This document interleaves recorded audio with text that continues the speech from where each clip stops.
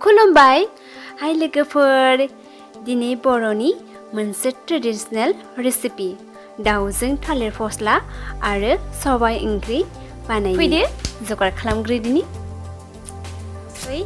नै थालिर दाननि आं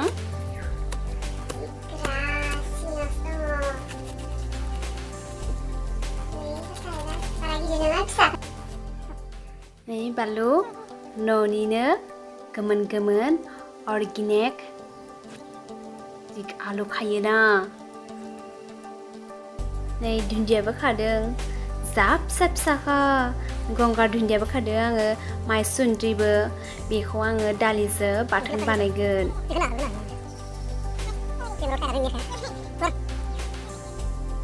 नै दाउखौ गोदान लाखाबाय फिसा फिसा फिसा नै थालिर फस्ला जि आराम जिरखाबायना आङो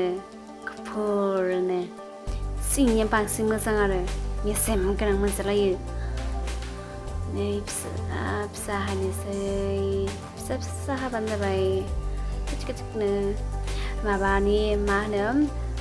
थालिर आथियानिबो गोथावसिन जायो आं दा थालिर आथियानिखौसो लादों बांद्रायबो गिदिर नङा फिसायैनो नै हाबाय फिसा फिसा फिसा फिसा फिसा नै हाखांबाय दा बेयाव आं संख्रि होदों संख्रिया थिगसे नाफ्लेगोन जाहाथे बे थालिरनि दैया ओंखारजोबथो मोजां नाफ्ले एसे रेबबानो जाबाय संख्रि होनानै दै सुबाय आं आराम स्र' स्र'नो दसे दोननाय जाबाय दा नै रेडि खालामना लाजोबदों आङो बेयाव दं थालिर फस्ला दानिया दाउ एसे एवफ्रामना लादों आङो आरो बेयाव दं सबायखौ सोमना दोन्दोंमोन आं आधा घन्टासो सोमना दोनना गुफुर जाबाय दा बेयाव दं पियास हाना लाखाबाय बे बानलु गोरान बे हाइजें बेयाव दङ सामब्राम गुफुर बे खारैखौ बारा लायाखै आं गोबाबथार नालाय बे गंगार दुन्दिया बेनिफ्राय नैबे जिरा गथा एसे लादों आङो बारा मस्ला गैया बेखौथ' आं एसे सेबना लाखाबाय संख्रि होनानै नै किचेनाव साइडआव दं दुन्दिया दं माइसुन्द्रि दं गंगार दुन्दिया दं आरो बानलु गोमोन दं आरो बेयाव दालिसे सोमना दोनखादों आङो बेखौ आङो चाटनि बानायगोन नै मस्लाखौ देना लाखानि बानलु सामब्राम गुफुर नै साराय थाव सेरबाय आं थाव बारा होआखै मानोना खारै ओंख्रि नालाय एवना लाबाय आं बेदर जाथोसा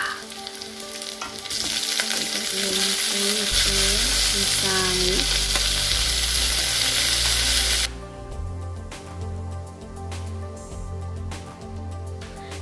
दा आङो संख्रिखौ सामसनैल' होगोन आं मानो होनबा एवफ्रामनो एसे होखादों आङो हालदैया एसे गोजा जाखादों होमबाबो होबावनोसै आरो एसे गोजा जाबावथो जेसेनो रं खारा एसेनो जानोबो गोथाव रंजोंसो जायो नालाय एसे मोजां एवनानै गोजा जालायनाय खामहांबाय एसे लासै लासै खोबनानै अरखि फिसा खालामनाय थासिगोन आं नै थालिर फस्लाया बेखौ होगोनदां एवफाखागोन बिदिनो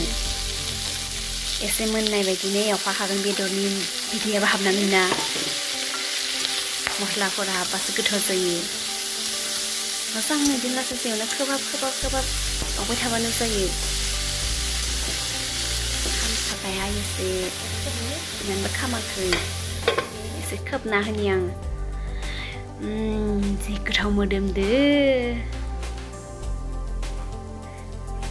नै दा मस्ला होनोसै आङो सामब्राम गुफुर जिरा बानलु गोरान जा गोथाव मोदोमो सामब्राम गुफुरनि मोदोमनाया जि गोथाव जाखादो मालासो मोनगोन बायदि जाबाय आं जानो लुगैनाया नै सबाया गुफुर सोमना लाखाबाय बायदि जायो दसे सोमना ला मोजां बुगायोमोन थाबबो मोनसिनो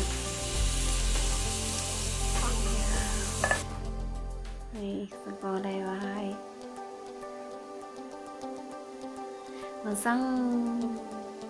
मोनबानो जाबाय खोबहाब नै दा खारैखौ होगोन आङो खारैया गोबाबथार दे आंना ओंखायनो एसेल' होदो आङो बारा खारै गोबाबबाबो जानो सुखुवा बेनिफ्राय खारै नाङाबाबो जानो सुखुवा बेखायनो बिराद मिडियामनि जानांगौ ना खारै होनाया खारै होनायखायनो एसे बुग्लेबदों खिन्थु दाहाय रं जागोन लासैनो होग्रा होग्रि रं जाया सबाइ ओंख्रि नालाय खारैजों लोगोसे खोथा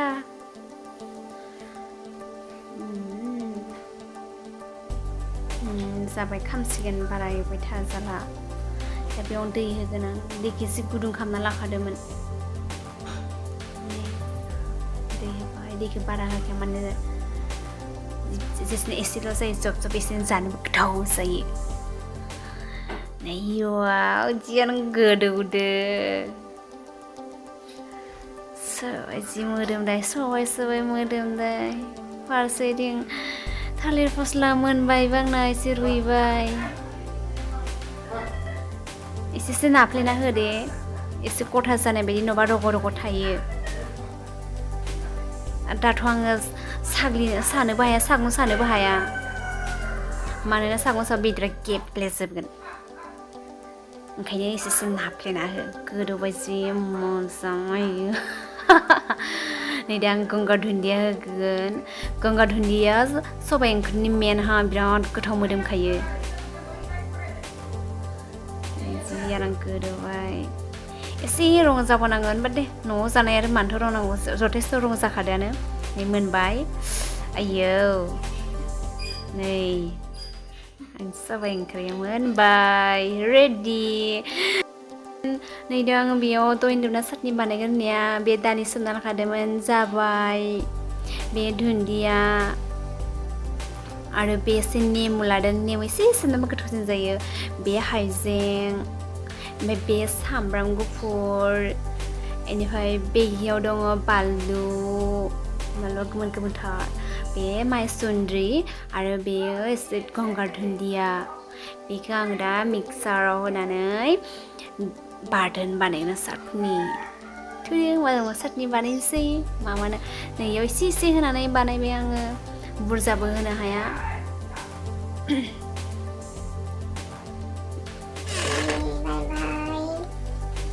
गोराखा बारा गेब्लेयाखै दा बेयाव एसे दै होनांगौ बारा गोरानबो गेब्लेखाया एसे दै होनानै आरो होफिनबाय जाबाय एसे होफिनबाय जाबाय बिदिनो आखाया बारा गोरा आखाया थिरबाय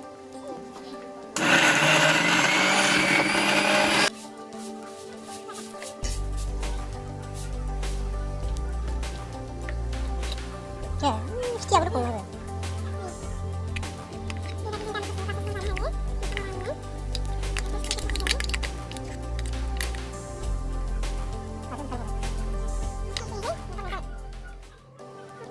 गोजोन्थों आंनि भिडिअखौ